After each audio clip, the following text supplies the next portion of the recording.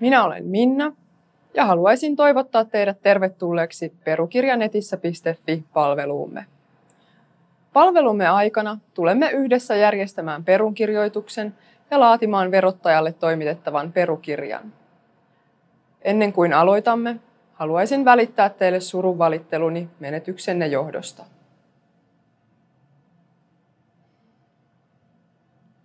Tämän lyhyen videon aikana tulemme käymään läpi perunkirjoituksen perusteet tiivistetysti.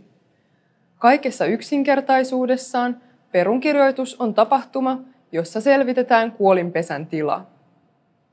Perunkirjoitus tulee järjestää jokaiselle Suomessa vakinaisesti asuneelle henkilölle 3 kuukauden kuluessa kuolinhetkestä.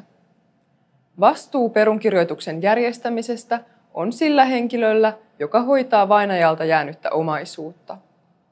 Hyvin usein tämä tarkoittaa sitä, että perunkirjoituksen järjestäminen on lesken tai jälkeläisen vastuulla.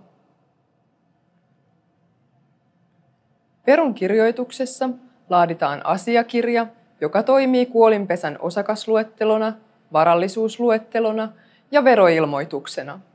Tätä asiakirjaa kutsutaan viralliselta nimeltään perukirjaksi. Perunkirjoituksessa laaditun perukirjan perusteella verottaja laskee pesän osakkaille tulevan perintöveron. Perukirjan pohjalta toimitetaan lisäksi myöhemmin perinnön jako.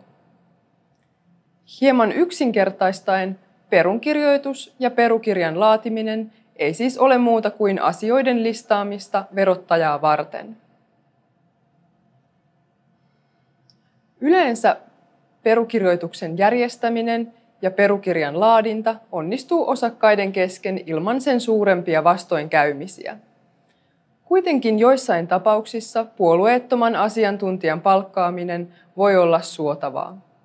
Tällaisia ovat esimerkiksi kuolinpesät, joissa pesän osakkaat ovat riidoissa keskenään. Asiantuntijan palkkaaminen ei vaadi asianomaisten yksimielistä päätöstä.